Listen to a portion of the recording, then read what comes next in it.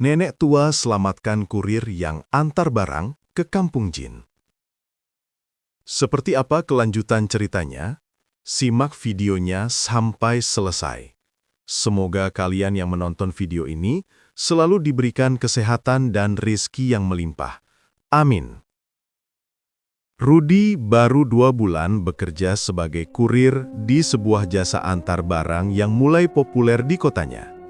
Usianya masih 23 tahun, semangatnya besar, dan hampir setiap hari ia berkeliling membawa paket dengan motor tuanya. Upahnya memang tidak seberapa, tapi cukup untuk bantu orang tua di rumah. Biasanya, ia hanya mengantar barang ke sekitar kota atau ke desa-desa yang masih terjangkau jalan besar. Siang itu, saat sedang beristirahat di warung, ia mendapat notifikasi di ponsel. Ada order baru yang masuk. Sekilas tampak biasa, tapi saat dilihat detail alamatnya, Rudi mengerutkan dahi. Lokasinya tertulis Kampung Karanggede, tanpa nomor rumah, tanpa keterangan tambahan. Saat ia menekan peta, tanda titik merah hanya melayang di pinggiran hutan, jauh dari jalan raya. Rudi menimbang-nimbang, kalau order itu ditolak, rating kerjanya bisa turun. Kalau diterima, entah bisa selesai atau tidak. Sambil meneguk es teh, ia bertanya ke 2 kurir lain yang juga sedang beristirahat di warung. "Mas, pernah dengar gak Kampung Karanggede?" tanya Rudi. Kedua temannya saling pandang. Yang satu menggeleng, yang satu lagi mengernyit. "Nama kampungnya asing ya? Aku biasanya nganter sampai desa Karangjati, tapi kalau Karanggede nggak pernah dengar," jawab salah satunya. "Kalau di aplikasi ada, berarti ada kampungnya kan?" sahut Rudi, masih penasaran.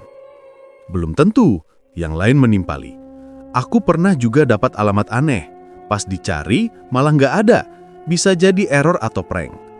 Rudi makin bingung. Pesanan itu bernilai cukup besar, lumayan buat tambahan uang hari itu. Setelah diam sebentar, ia akhirnya menekan tombol terima. Sore menjelang, Rudi mulai menyalakan motor. Paket sudah ia ambil dari gudang. Bentuknya kotak kecil seukuran kardus sepatu, dibungkus rapi dengan plastik hitam. Tidak ada keterangan siapa pengirimnya, hanya nama penerima, Surya, Kampung Karanggede. Jalanan awalnya lancar. Ia melewati jalan besar, kemudian belok ke arah desa yang agak jauh dari pusat kota. Semakin jauh, suasana terasa semakin sepi. Rumah-rumah mulai jarang, sawah terbentang di kiri kanan dan matahari mulai condong ke barat. Saat ia coba melihat peta, sinyal ponselnya mulai hilang timbul. Aplikasi sulit memuat. Ia mulai kesal. Ia berhenti sebentar di pinggir jalan, mencoba mencari orang untuk ditanya, tapi yang lewat hanya seorang bapak dengan sepeda ontel. "Pak, mau tanya, Kampung Karanggede lewat mana ya?" seru Rudi. Bapak itu menghentikan sepedanya, menatap Rudi agak lama, lalu menggeleng pelan. "Gak ada kampung namanya Karanggede di sini, Nak." "Masa iya, Pak? Di aplikasi jelas tertulis begitu." "Kalau saya bilang gak ada, ya berarti gak ada. Kamu jangan main-main masuk jalan yang aneh-aneh," kata bapak itu sambil mengayuh sepedanya lagi. Ucapan itu membuat Rudi semakin ragu. Tapi ia merasa sayang kalau putar balik. Paket sudah di tangannya, ongkosnya lumayan besar.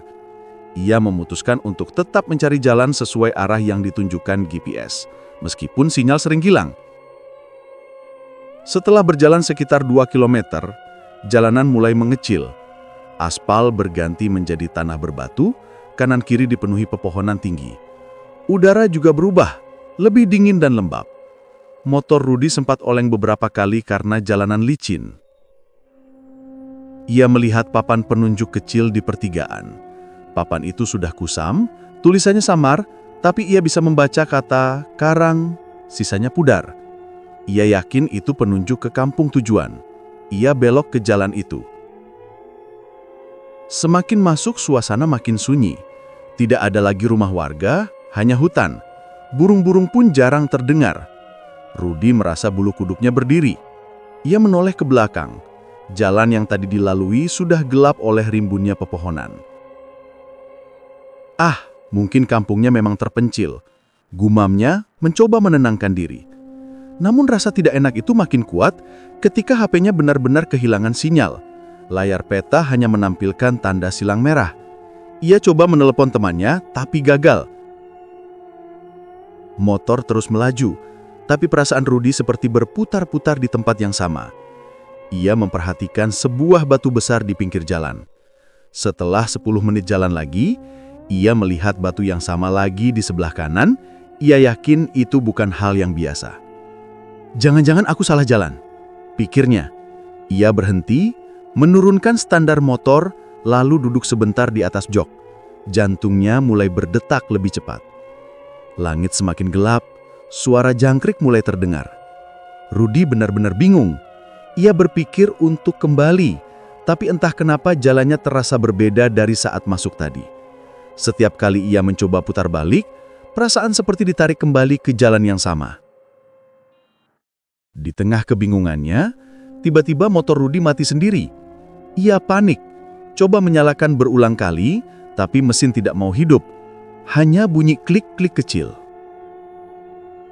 Ya Allah, kok begini? Gumamnya sambil menepuk-nepuk setang motor.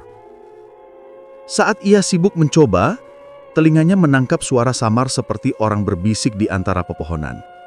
Ia menoleh cepat, tapi tidak ada siapa-siapa. Sunyi kembali. Perasaan takut makin jadi. Rudi memutuskan turun dari motor, berdiri di tengah jalan lalu mengamati sekeliling. Daun-daun bergerak pelan seolah ada angin, padahal udaranya diam. Sekilas, ia melihat bayangan hitam melintas cepat di kejauhan.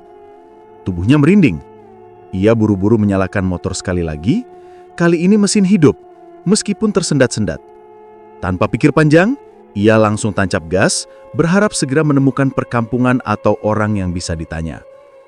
Beberapa menit kemudian, lampu motornya menerangi bangunan kecil di depan, seperti rumah panggung dengan dinding kayu.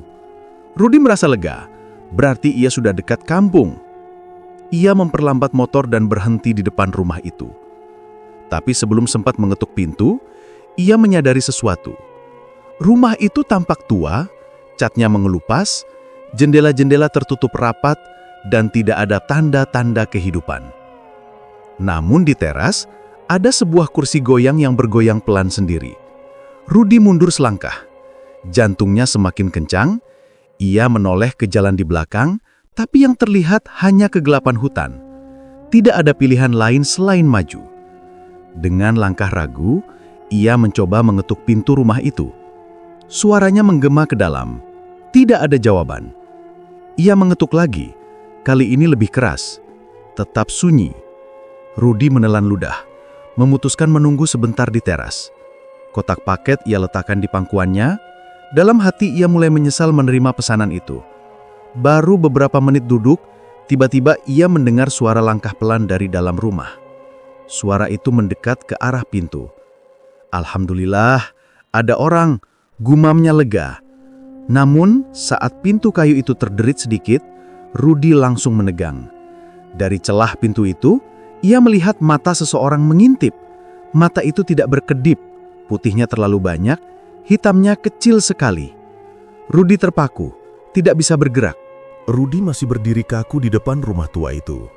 Pintu yang tadi terbuka perlahan, kini tertutup kembali. Suasana kembali hening, hanya suara jangkrik dari balik pepohonan. Ia tidak tahu harus berbuat apa. Setelah menarik napas panjang, ia memberanikan diri menyalakan motor lagi dan melanjutkan perjalanan. Beberapa menit kemudian, jalan tanah yang ia lewati mendadak terbuka lebih lebar. Pohon-pohon berjarak lebih renggang, dan di depan matanya tampak deretan rumah. Bentuknya sederhana, kebanyakan berdinding papan. Ada juga yang berdinding anyaman bambu. Rudi terkejut.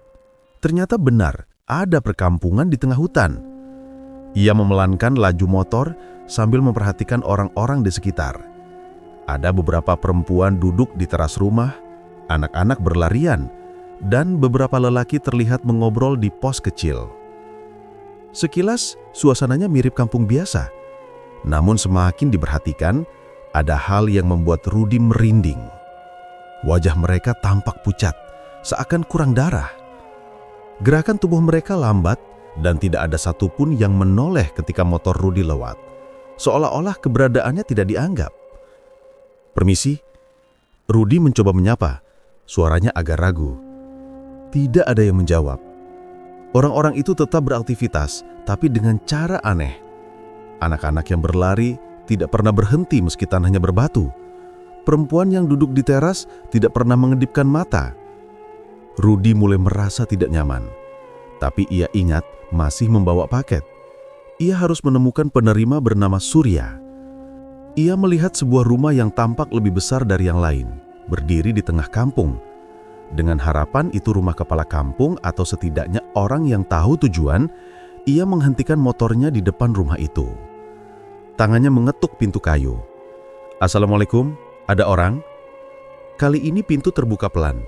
Seorang lelaki keluar, tubuhnya kurus tinggi, kulitnya pucat kebiruan. Rambutnya acak-acakan, matanya cekung, tapi ia tersenyum tipis. "Cari siapa, Nak?" Suara lelaki itu terdengar berat, seperti bergema. "Saya mau antar paket untuk Pak Surya. Apa betul ini rumahnya?" Rudi bertanya. Lelaki itu mengangguk pelan. "Betul, saya Surya." Rudi agak lega. Ia mengerahkan kardus hitam itu.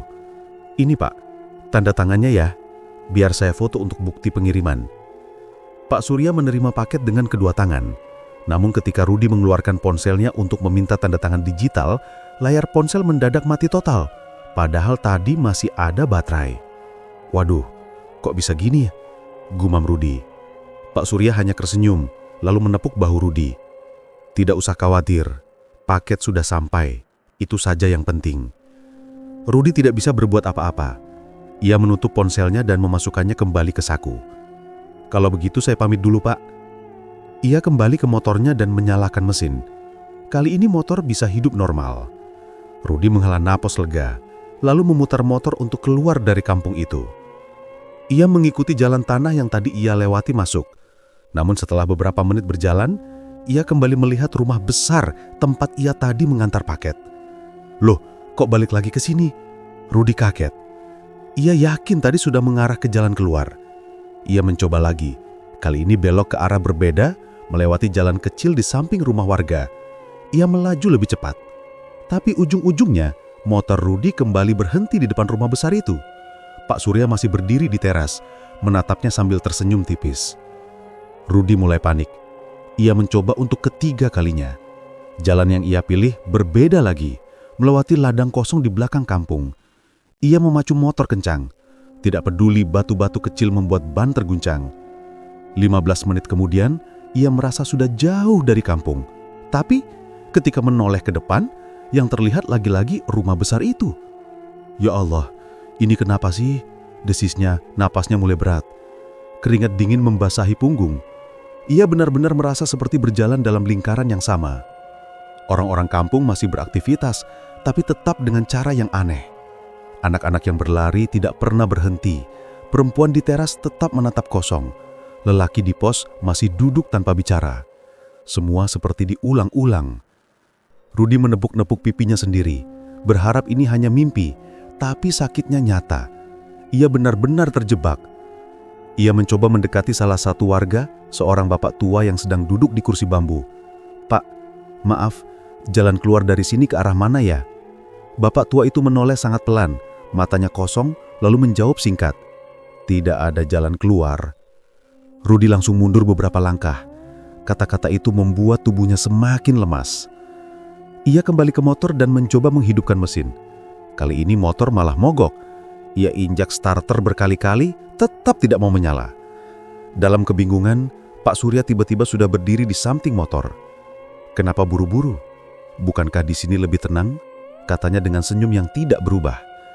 "Maaf Pak, saya harus pulang. Keluarga nunggu di rumah," jawab Rudi cepat.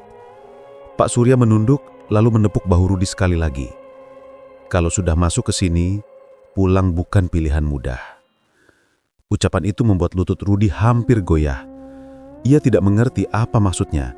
Yang jelas, ia ingin segera keluar dari tempat itu. Ia menuntun motornya pelan-pelan. berharap mesin bisa hidup saat jalanan menurun. Tapi belum jauh, dari arah samping, anak-anak yang tadi berlarian mendadak berhenti. Mereka menoleh bersamaan ke arah Rudi. Mata mereka membelalak.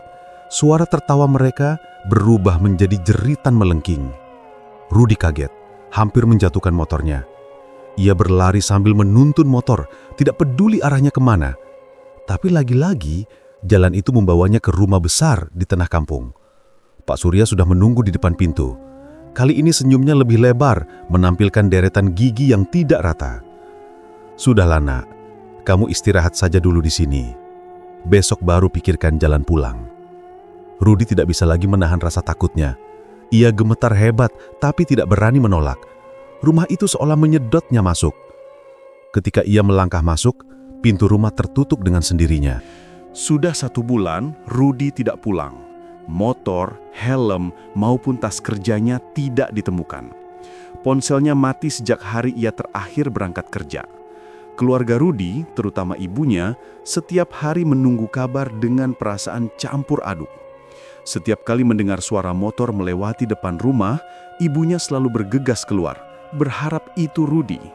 Namun, yang datang hanya rasa kecewa. Polisi sudah turun tangan setelah laporan kehilangan dibuat. Mereka menelusuri rute terakhir yang kemungkinan dilalui Rudi. Beberapa warga ikut membantu pencarian. Mereka menyisir jalan sampai ke perbatasan hutan, tetapi tidak ada hasil. Seolah Rudi lenyap begitu saja. Aneh, biasanya kalau orang hilang di jalan, minimal ada jejak motor atau barang yang tertinggal. Ini sama sekali nggak ada, kata salah satu polisi saat briefing di balai desa.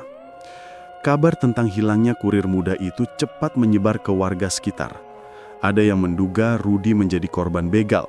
Ada juga yang bilang ia kabur karena masalah pribadi. Namun, beberapa warga yang lebih tua berbisik-bisik, menyebut nama yang jarang didengar anak muda, Karanggede. Dulu memang ada cerita orang hilang di jalan itu. Katanya yang masuk jarang bisa balik, ucap seorang bapak tua di warung kopi. Pihak keluarga bingung. Ayah Rudi mencoba tetap tenang, tapi wajahnya muram setiap kali ditanya orang. Ibunya lebih sering menangis, apalagi kalau melihat kamar Rudi yang masih rapi dengan beberapa baju kerjanya tergantung di dinding. Di tengah keputusasaan itu, muncul sosok yang jarang ditemui warga, Nenek Rasmi. Perempuan tua itu tinggal di pinggir desa, jauh dari keramaian. Usianya sudah lebih dari 70, rambutnya putih, tubuhnya bungkuk, tapi sorot matanya tajam. Suatu sore ia datang ke rumah keluarga Rudi. Tanpa basa-basi, ia duduk di kursi bambu di ruang depan dan menatap ibu Rudi yang matanya sembab. "Anakmu tidak hilang," kata Nenek Rasmi pelan. "Dia masih ada, tapi bukan di dunia yang kalian lihat." Ayah Rudi yang sejak tadi diam langsung menoleh. "Maksud nenek apa? Polisi sudah cari kemana-mana. Tidak ada jejaknya." Nenek Rasmi menarik napas panjang. "Rudi terjebak di kampung jin. Kampung itu tidak tercatat di peta manusia, tapi ada di perbatasan hutan. Aku sudah lama menjaga batasnya." Ibu Rudi terisak. "Jangan bicara sembarangan, Nek. Anak saya hilang, bukan diculik makhluk halus." "Kalau tidak percaya, terserah. Tapi aku tahu tanda-tandanya. Dia mendapat panggilan lewat pesanan aneh kan? Itu cara mereka menarik manusia. Kalau sudah masuk ke kampung itu, susah keluar sendiri," jelas Nenek Rasmi. Ayah Rudi mengernyit. Jelas ia tidak bisa langsung menerima penjelasan yang terdengar mustahil. Bagaimana nenek bisa yakin? Jangan-jangan nenek hanya dengar gosip. Nenek Rasmi menggeleng pelan. "Aku sudah lama hidup di sini. Dulu ada juga orang hilang dengan cara yang sama. Mereka semua tidak kembali. Kali ini aku merasa anakmu masih ada kesempatan, asal cepat diambil." Ketegangan memenuhi ruangan. Ibu Rudi ingin percaya, meski terdengar tidak masuk akal. Ayah Rudi sebaliknya, menolak menerima penjelasan gaib. "Lebih baik kita percaya pada cara yang nyata. Polisi masih bekerja. Jangan terpengaruh omongan yang tidak jelas," katanya dengan nada keras. Ibu Rudi memegang lengan suaminya. "Tapi ya, kalau memang ada kemungkinan Rudi masih hidup, kenapa tidak dicoba? Kalau kita mengikuti semua omongan orang, kapan selesainya? Kita harus pakai akal sehat, balas sang ayah. Nenek Rasmi tetap tenang. Aku tidak memaksa, aku hanya memberitahu apa yang kulihat. Kalau kalian mau, aku bisa bantu. Kalau tidak, aku pun tidak apa-apa. Setelah berkata begitu, ia berdiri, mengambil tongkatnya, dan berjalan keluar rumah. Malam itu, keluarga Rudi hampir tidak bisa tidur. Ibunya teringat ucapan nenek Rasmi terus-menerus. Kata-kata kampung jin terngiang di kepalanya. Ia mulai berpikir, kalau memang benar ada dunia lain yang menjebak anaknya, bagaimana cara menyelamatkannya? Keesokan paginya, beberapa tetangga datang memberi semangat. Mereka pun mendengar kabar kedatangan nenek Rasmi. Ada yang mendukung, ada juga yang meragukan. Percaya saja sama nenek Rasmi, dia memang orang pintar, sudah banyak menolong warga, kata seorang tetangga perempuan. Namun ada juga yang menyindir. Ah, itu cuma akal-akalan. Kalau orang hilang, ya sudah nasibnya. Masa mau dibilang di bawah jin? Perdebatan itu membuat keluarga Rudi semakin bingung. Sementara itu, di pos polisi desa, aparat merasa kewalahan. Mereka tidak bisa menjelaskan kemana hilangnya seorang kurir beserta motornya. Akhirnya pencarian dihentikan sementara menunggu ada petunjuk baru. Malamnya hari, nenek Rasmi kembali datang. Kali ini ia membawa sebuah bungkusan kain kecil. Ia duduk di depan keluarga Rudi yang masih bingung. Aku tahu kalian ragu, tapi waktu tidak banyak. Kalau terlalu lama, Rudi bisa terikat di sana selamanya. Ayah Rudi kembali membuka suara, kali ini lebih tenang. Kalau benar begitu, apa yang bisa nenek lakukan? Aku bisa masuk ke batas mereka, tapi aku butuh izin keluarga. Kalau tidak, percuma. Aku tidak bisa sembarangan menarik orang keluar, jawab nenek Rasmi. Ibu Rudi langsung mengangguk. Saya izinkan, Nek, tolong anak saya. Ayah Rudi menatap istrinya, lalu menghela napas berat. Meski hatinya masih menolak, ia sadar sudah tidak ada jalan lain. Polisi pun angkat tangan. Baiklah, kalau memang ada kesempatan, coba saja. Keputusan itu akhirnya diambil. Nenek Rasmi berjanji akan bersiap dalam beberapa hari, menunggu waktu yang tepat. Katanya malam bulan gelap adalah saat paling mudah untuk menembus kampung jin. Kabar itu segera menyebar ke warga, ada yang penasaran, ada yang takut. Beberapa orang bahkan mengingatkan keluarga Rudi untuk hati-hati karena berhubungan dengan dunia gaib tidak pernah tanpa resiko. Meskipun begitu, harapan kecil kembali muncul. Untuk pertama kalinya setelah sebulan, wajah Ibu Rudi terlihat sedikit lebih tenang. Ia berpegang pada ucapan nenek Rasmi, berharap anaknya benar-benar masih hidup. Namun, di sisi lain, rasa cemas tetap menghantui.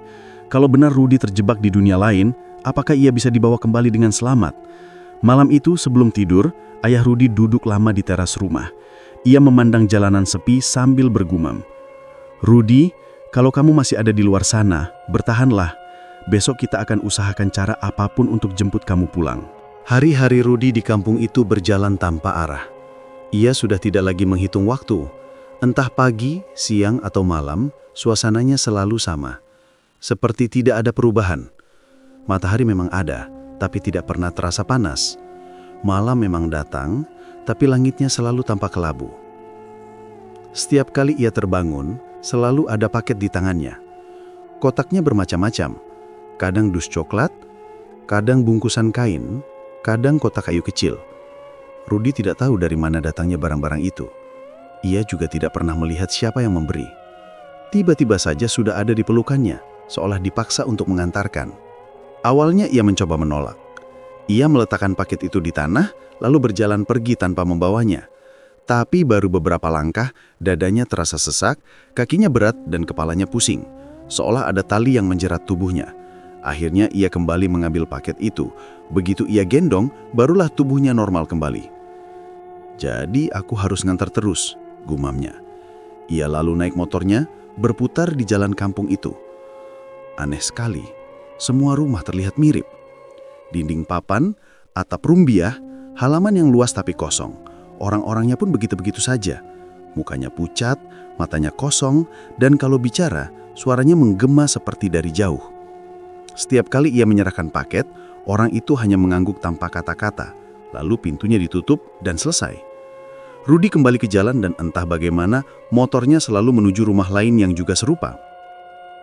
Rutinitas itu terus berulang. Rudi mulai hafal wajah mereka. Ada seorang bapak tua dengan sorban putih, ada ibu-ibu dengan kain jarit lusuh, ada anak kecil yang rambutnya menutupi wajah.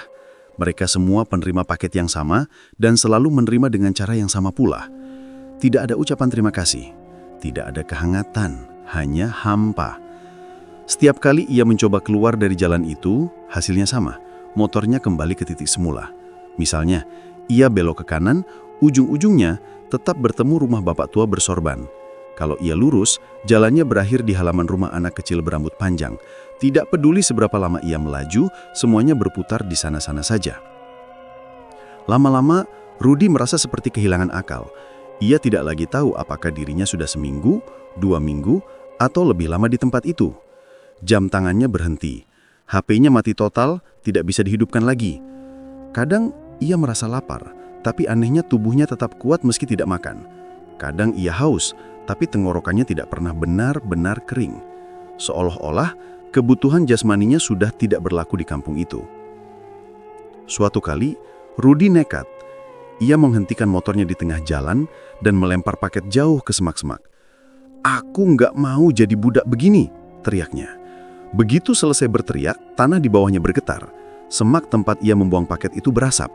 Dari dalamnya muncul sosok hitam setinggi pohon kelapa, matanya merah menyala. Rudi gemetar, kakinya lemas. Sosok itu mendekat lalu mengeluarkan suara berat seperti guruh. "Kerja kau sampai selesai, atau kau yang jadi paket." Seketika, paket yang ia buang tadi kembali muncul di pangkuannya. Motor yang semula mati mendadak menyala sendiri. Tubuhnya kaku, tangannya otomatis memegang stang, dan ia kembali melaju menuju rumah yang sudah menunggu. Rudi menangis tanpa sadar. Ia benar-benar merasa di penjara. Tidak ada yang bisa ia lakukan selain mengikuti arus. Setiap kali ia selesai mengantar paket, ia kembali ke titik awal, lalu muncul paket baru. Siklus itu terus berulang. Rudi mulai sadar bahwa dirinya bukan sekedar kurir. Ia seperti diprogram menjadi pengantar barang untuk makhluk-makhluk yang menghuni kampung ini. Tidak ada waktu istirahat, tidak ada kebebasan, hanya rutinitas yang tak berujung. Hari berikutnya, ia mencoba berbicara dengan salah satu penghuni kampung. Ia sengaja menahan tangan ibu-ibu berjarit yang hendak menutup pintu. "Bu, tolong, saya mau pulang. Saya bukan orang sini. Saya kurir, kerja saya cuma ngantar barang, tapi saya nggak mau di sini terus."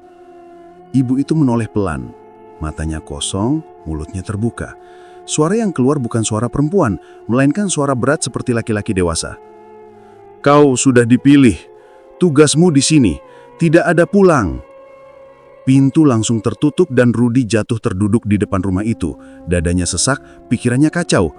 Ia sadar semakin lama ia di sini, semakin sulit untuk keluar. Beberapa kali ia mencoba berhenti melawan, tapi hatinya tetap memberontak. Ia tidak ingin hidupnya habis di tempat ini. Ia punya keluarga, punya orang tua, punya teman. Tapi bagaimana cara kembali kalau jalannya selalu berputar?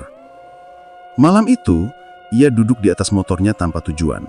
Angin berhembus dingin, suara jangkrik terdengar aneh, seperti 1000 orang yang berbisik bersamaan. Dari kejauhan, ia melihat anak kecil berambut panjang berdiri di jalan, menatapnya. Anak itu tersenyum tipis, lalu melambai seakan memanggilnya.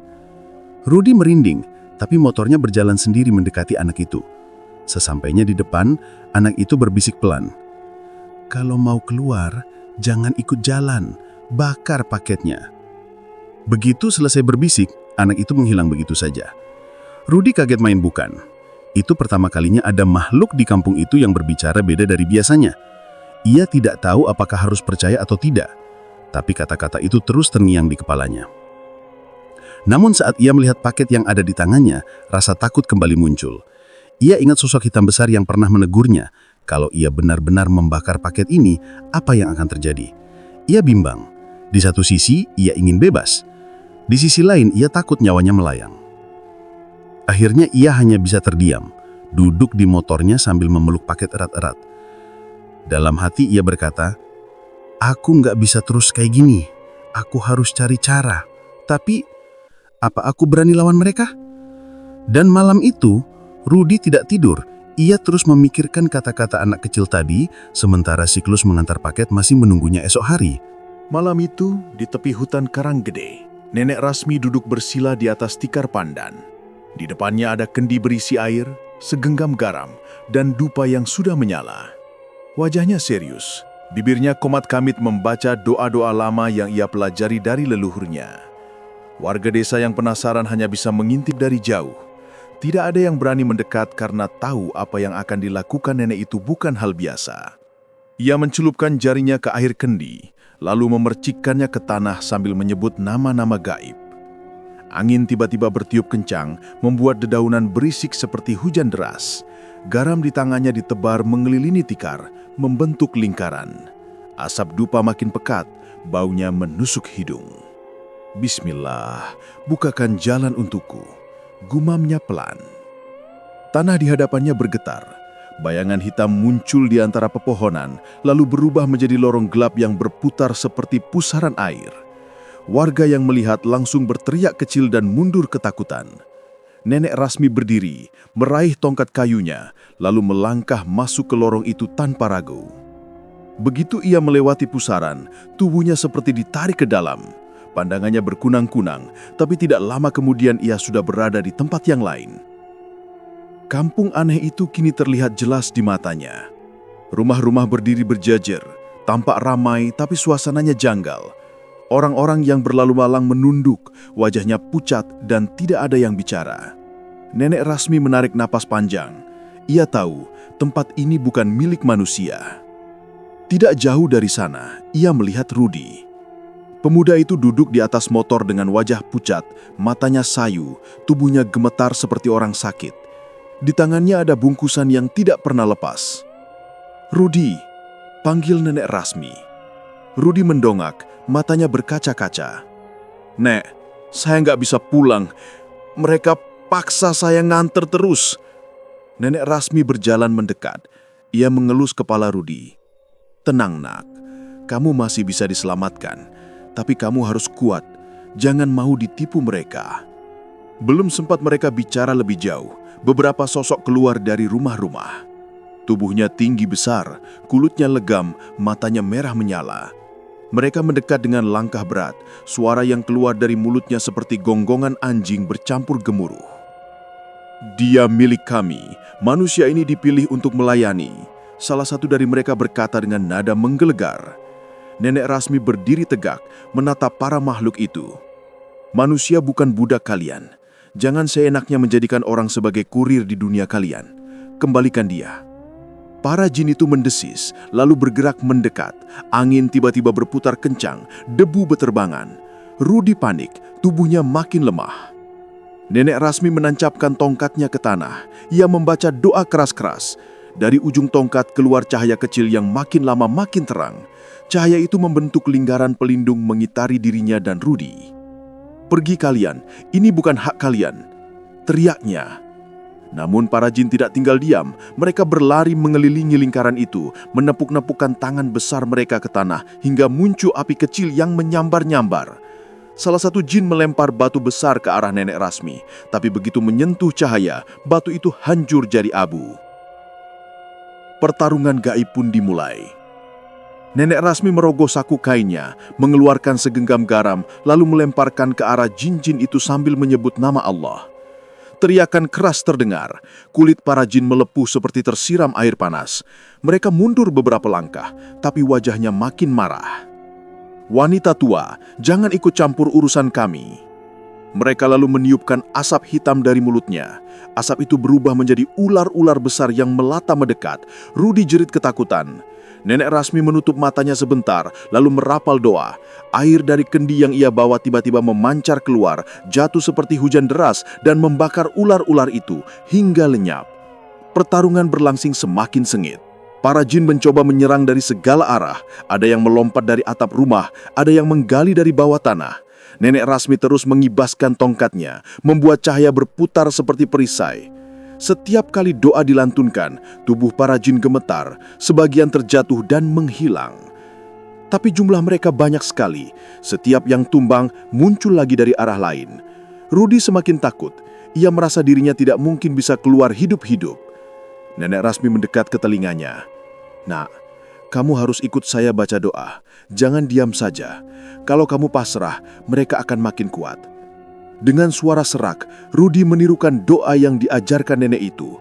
Suaranya pelan dan terbata-bata, tapi cukup membuat cahaya di sekitar lingkaran makin terang.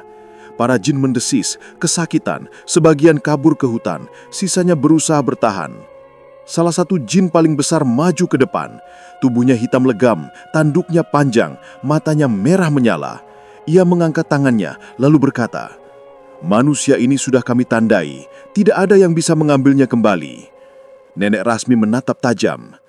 "Selama aku masih hidup, aku tidak akan biarkan kalian merampas anak ini." Ia menancapkan tongkatnya ke tanah dengan keras. Cahaya memancar lebih besar, membuat tanah bergetar. Suara keras seperti guntur terdengar. Para jin berteriak kesakitan, tubuh mereka menghilang satu persatu. Jin bertanduk itu masih bertahan. Ia coba menyerang langsung, menerjang ke arah nenek Rasmi. Tapi begitu menyentuh cahaya, tongkat kayu itu menyala, lalu menempel ke dada jin tersebut. Teriakan panjang keluar dari mulutnya sebelum tubuhnya meledak menjadi asap pekat dan lenyap. Suasana tiba-tiba sunyi, angin berhenti berputar, api padam, debu mereda. Hanya tersisa Rudi yang terengah-engah di sisi nenek tua itu. Nenek Rasmi memegang bahunya. "Sudah selesai, nak. Tapi kita belum benar-benar aman. Kita harus keluar dari tempat ini sebelum mereka kembali." Rudi mengangguk lemah. "Nek, saya takut. Saya sudah lama di sini. Jalan pulang selalu hilang." Nenek Rasmi tersenyum tipis. "Pegang erat tanganku. Jangan lepas. Jalan pulang ada, tapi butuh keberanian." Ia meraih kendi yang sudah kosong, membalikannya ke tanah, lalu membaca doa penutup. Tanah di hadapannya retak, membuka jalan berbentuk pusaran cahaya. Tanpa menunda, nenek tua itu menarik Rudi masuk. Tubuh mereka langsung tertelan cahaya, meninggalkan kampung jin yang kembali gelap. Begitu pusaran cahaya tertutup, nenek Rasmi dan Rudi terdorong keluar ke tepi hutan karang gede. Malam itu masih sunyi, tapi udara terasa berbeda. Angin berhembus lebih hangat, suara serangga terdengar wajar, tidak seperti di tempat tadi. Rudi jatuh tersungkur ke tanah, napasnya terengah-engah. Tubuhnya tampak jauh lebih kurus dibanding terakhir kali ia keluar rumah. Pipi cekung, mata sayu, dan kulitnya pucat. Pakaiannya kusut penuh debu. Rudi menoleh ke sekeliling dengan wajah bingung. "Nek, ini beneran dunia nyata?" tanyanya dengan suara serak. Nenek Rasmi membantu menegakkan tubuhnya. "Iya, nak, kamu sudah kembali. Tapi waktu di sini tidak sama dengan di sana. Kamu sudah lama hilang." Rudi mencoba berdiri tapi kakinya goyah. Ia berjalan tertatih keluar hutan bersama nenek itu. Begitu sampai di jalan desa, beberapa warga yang berjaga langsung terperanjat. "Rudi! Astagfirullah! Itu Rudi!" teriak salah satu warga. Dalam hitungan menit kabar itu menyebar. Orang-orang berlarian mendekat. Ada yang menangis, ada yang melongo tidak percaya. Keluarga Rudi yang sudah sebulan mencari langsung datang. Ibunya menjerit sambil memeluknya erat-erat. "Ya Allah, nak, kamu kemana aja? Ibu kira kamu udah nggak ada." Suara ibunya bergetar.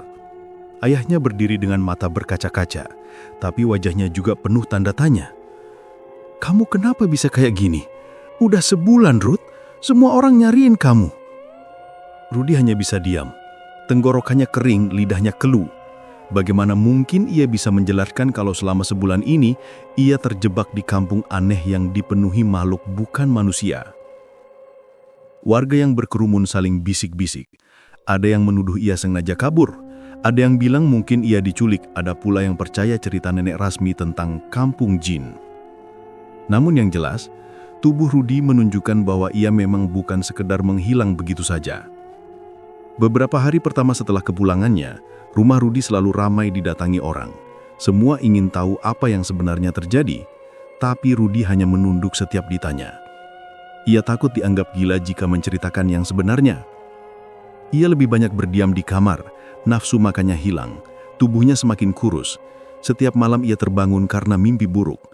Dalam tidurnya ia selalu melihat wajah-wajah pucat penghuni kampung itu, mendengar suara berat yang menyuruhnya mengantar paket, dan merasakan motor yang melaju tanpa arah. Ibunya sering terbangun karena mendengar teriakannya. "Rudi, bangun, nak.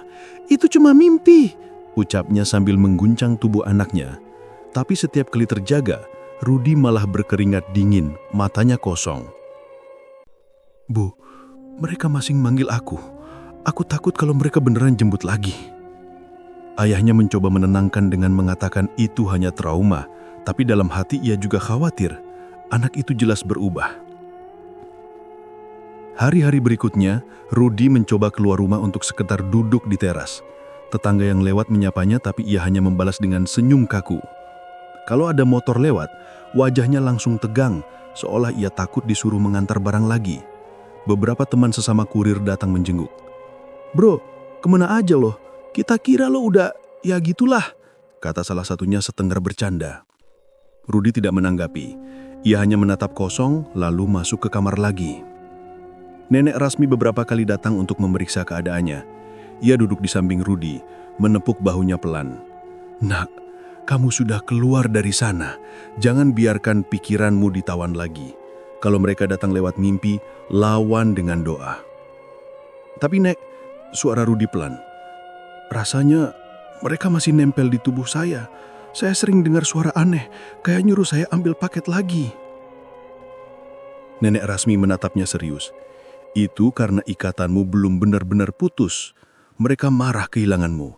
Tapi ingat, kamu bukan milik mereka. Kamu harus kuat." Malam itu Nenek Rasmi memberi air doa pada keluarga Rudi untuk diminumkan dan dipercikkan di kamar. Untuk sementara mimpi buruknya berkurang, meski masih ada sesekali. Namun masalah tidak selesai sampai di situ. Rudi mulai merasa asing di lingkungannya sendiri. Ia susah bersosialisasi. Saat teman-temannya kembali bekerja sebagai kurir, ia tidak berani ikut. Sekedar melihat logo jasa antar barang saja membuatnya gemetar. "Pak, Bu, saya nggak bisa kerja kurir lagi. Kalau saya bawa motor buat nganterin barang, takutnya saya malah keseret ke sana lagi." Ayahnya terdiam. Ia sebenarnya kecewa karena pekerjaan itu satu-satunya sumber penghasilan Rudi. Tapi ia tidak tega memaksa. "Kamu istirahat dulu, Rud. Kerja bisa nanti," jawabnya singkat. Sejak itu Rudi lebih sering di rumah. Wajahnya selalu murung. Kadang ia menterenung di depan kaca memperhatikan wajahnya yang tampak jauh lebih tua dari usianya. Lingkar hitam di matanya membuatnya terlihat seperti orang yang kurang tidur berbulan-bulan. Ibunya sering menangis diam-diam.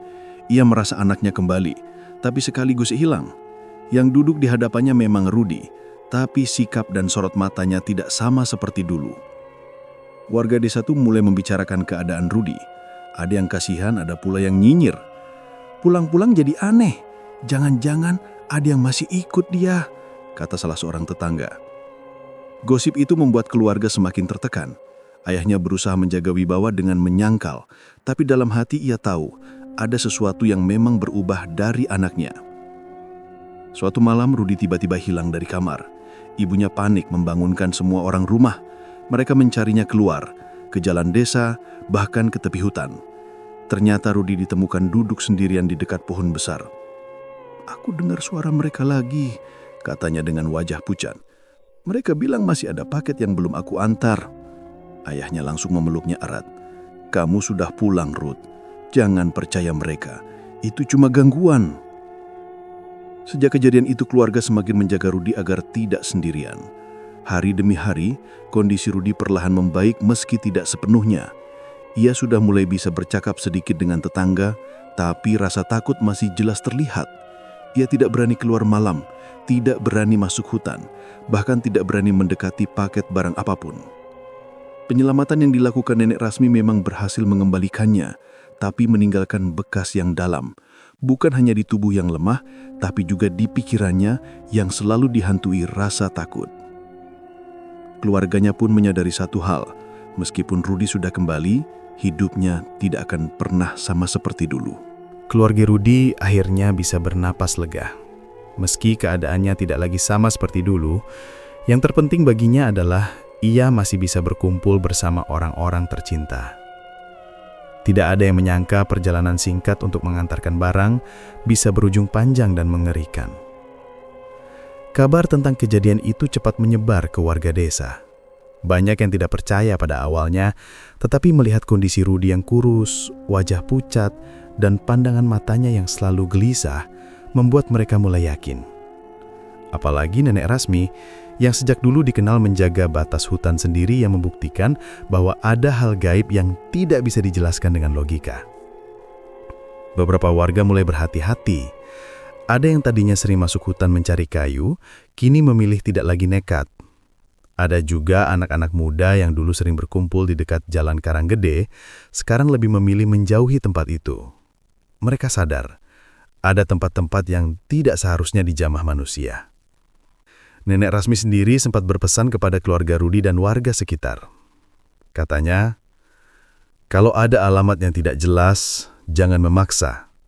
Kalau ada pekerjaan yang terasa ganjil, tinggalkan saja. Ingat, ada dunia lain yang tidak boleh kita campuri. Jangan serakah hanya karena uang atau kesempatan. Rudi pun akhirnya berhenti dari pekerjaannya sebagai kurir. Ia tidak lagi berani mengambil orderan dari aplikasi. Sebagai gantinya, ia membantu usaha kecil keluarganya di rumah. Meskipun penghasilan tidak sebesar dulu, setidaknya ia bisa merasa lebih aman. Namun trauma yang dialaminya tidak hilang begitu saja. Hampir setiap malam, ia masih sering bermimpi kembali berada di kampung aneh itu. Dalam mimpinya, ia masih melihat wajah-wajah pucat yang menunggu paket darinya dan suara-suara bergema yang memanggil namanya. Setiap kali terbangun, ia harus memastikan dirinya benar-benar berada di rumah. Dari peristiwa itu, keluarga Rudi dan warga desa mengambil pelajaran besar.